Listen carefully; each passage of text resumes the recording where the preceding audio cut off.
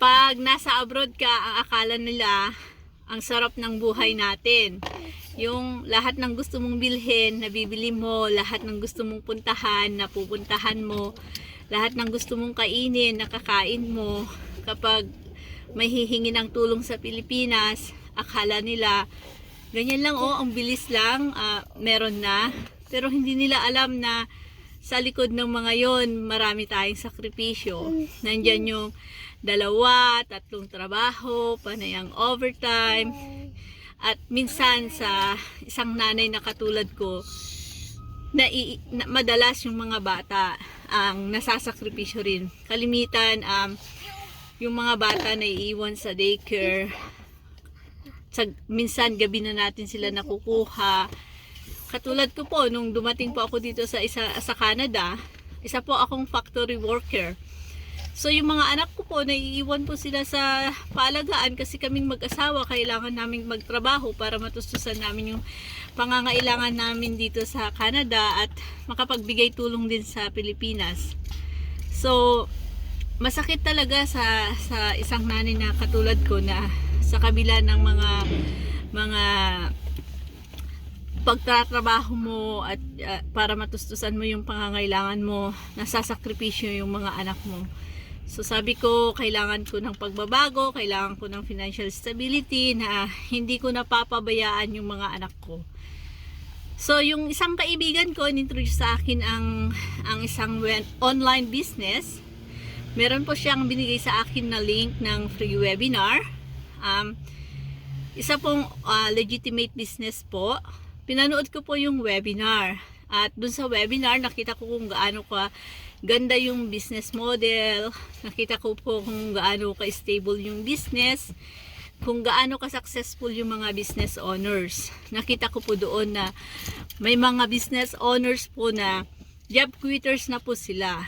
Bakit naman hindi sila maging job quitters kung ang business na to ay nakakatulong sa kanila na kumita ng mas malaki pa kaysa sa kanilang 2 o 3 trabaho o kahit yung overtime nila, mas malaki pa rin yung business,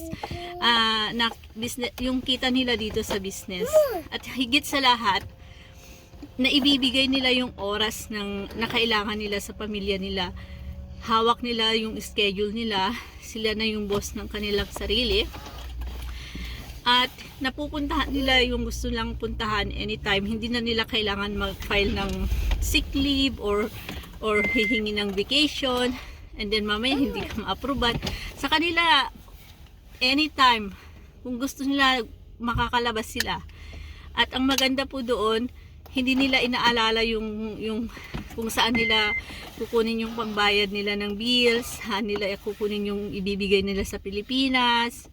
At may ipon po sila, meron po silang mga pera na gagamitin kahit saan nila gusto. Makakatulong sila ng mas malaki sa mga pamilya nila sa Pilipinas. And then, ang maganda, bayad lahat ng ang kanilang mga credit card. So ang ganda, sabi ko subukan ko, gusto ko rin yan. Sinubukan ko po yung business at ngayon mas malaki na po yung naitutulong ko sa pamilya ko. Mas nagkakaroon ako ng oras dito sa mga anak ko. So ang business na ito, kabayan, ay legitimate po ito. Meron po kaming T4A dito po sa Canada na nagpapakita na ito po ay talagang registered po dito. At ito po rin po ay worldwide business na kung saan kahit nasaan ka, pwede mo siyang patakbuhin, pwede kang mag-business. Basta ang mahalaga, mayroon kang wifi connection. At pwede rin po ito kahit na may trabaho ka pa sa kasalukuyan o kung busy ka. Kasi yung system po natin ay automated. Pwede niya pong patakbuhin yung business natin ng 24/7. So, kahit konting oras lang para makita mo yung business, masustain mo yung, masubaybayan mo yung business mo, pwede po ito. Kung gusto nyo lang po kumita ng extra money or kung gusto nyo naman po kumita ng mas malaki.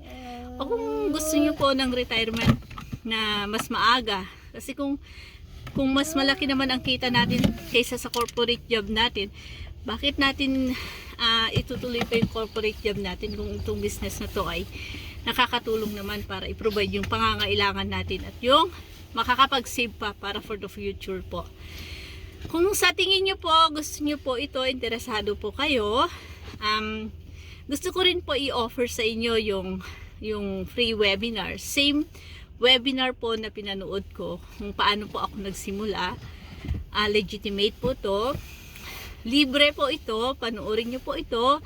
Wala pong mawawala sa inyo. Subukan nyo lang po. Tignan nyo lang po kung ito ay makakatulong din po sa inyo. Lalong-lalo na sa mga nanay na katulad ko. Makakatulong na kikita.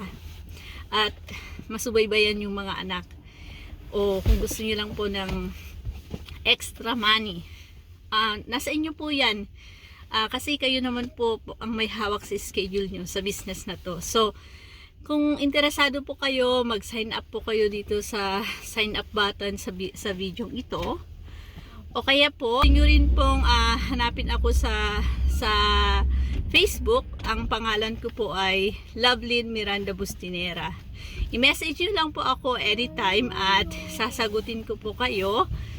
Pwede ko pong ibigay sa inyo yung link ng webinar. Maraming salamat po kabayan. Sana makatulong po ito sa inyo.